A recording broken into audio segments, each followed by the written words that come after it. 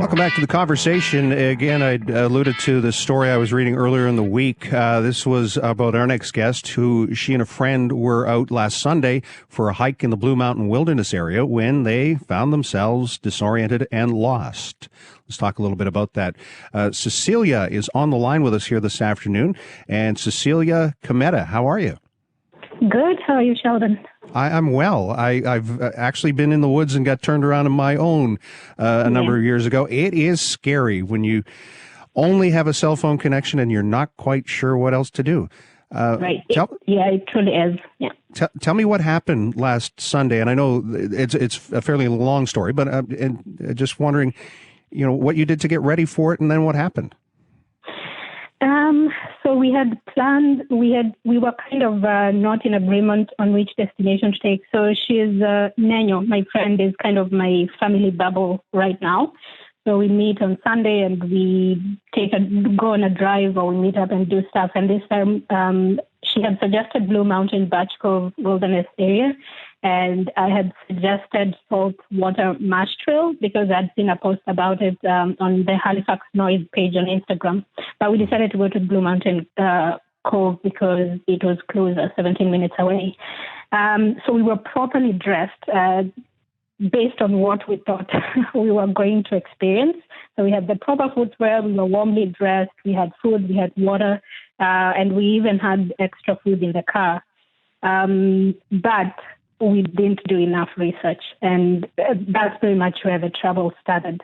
The conditions, and it's not summer yet, so areas where water kind of froze in the ground during winter is still thawing out. So if you walk in the Blue Mountain Cove area, it's very, very wet. And at some point, my friend sank up to her waist in a place that looked solid, but apparently it was not. There was grass and there was greenery, but it was very wet, so she sank in. But really, the conditions were not ideal. It was very rugged, it was very swampy, and we both had our phones and they were charged, which was really good. So at some point, we realized we were lost, and we got into the trail at the Lakeshore Drive and entry point. And when we were trying to get back out, we ended up on an ATV trail, and we thought that was like a main trail, and we just kept following it. It would lead us out at some point anywhere. But if you look at the Halifax Search and Rescue news release, we were so deep in, we were literally going nowhere. So when we realized we were lost, we called 311, which terrible. Don't do that. Okay. They're not responsible for that type of thing. Although they did help because they directed us to 911. And their RCMP officer was really good. She really tried, but she was driving an SUV. You can't drive an SUV in the park. There's no space for it. She tried. She even walked in, but both of us, both us and the RCMP officer, were not familiar with the area. So she couldn't really do anything more, and that's when Search and Rescue got involved.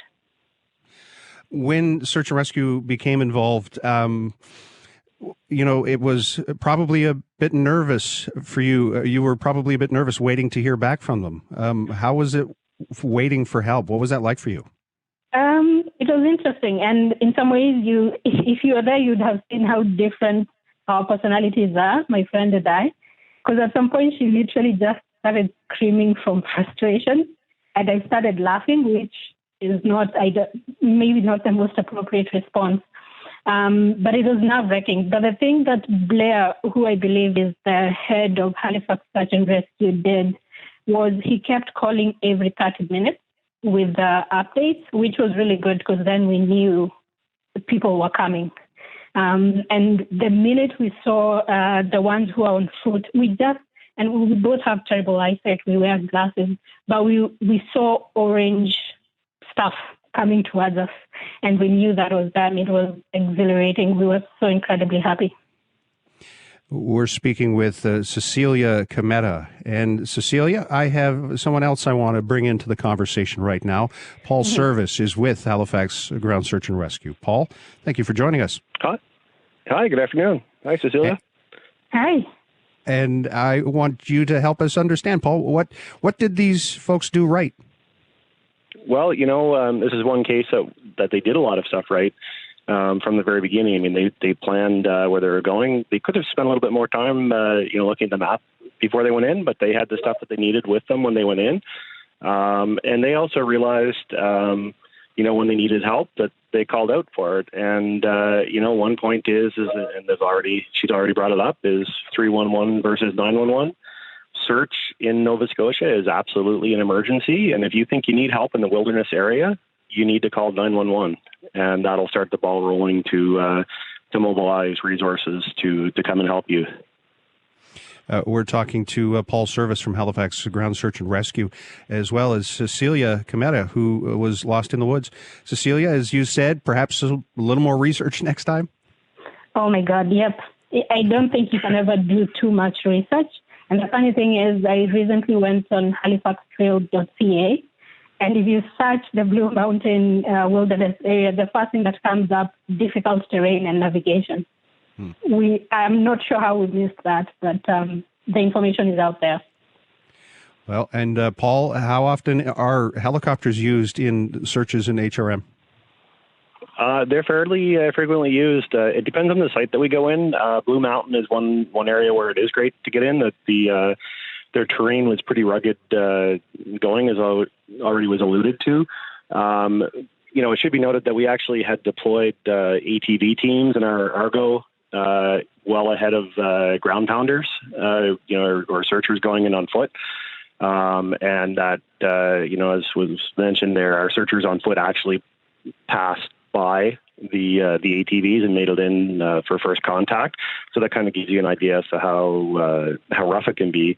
And then that further gives you the reason why we went to the helicopter for extraction, because it was the easier way out and the quicker way to get them out. Paul Service does communications with, and also is a part of the Ground Search and Rescue team for Halifax. Cecilia, any words for Paul before we let you guys go? Just so grateful to you guys. I don't know if Paul was there. I really don't remember everybody's names, although we did ask. But something Nenyo, my friend, said was search and rescue are truly angels to her. So we are very grateful to the Halifax Search and Rescue team, to Blair, to Duncan, who was the one who accompanied us in the chopper, and to the RCMP. It was just amazing what you guys did. All right. Thank you. This is what we all do, and this is, we want to be there for our community, and it's important that that we were there. And I was there on that particular call, but we probably crossed paths at the end of it when you arrived by helicopter. I was there with the team landing the helicopter, so it takes a big team to help. That's for sure. Well, thank you both for joining the conversation today, and Cecilia, I'm glad you and your friend are all right. Thank you so much. Thank you so much. All right.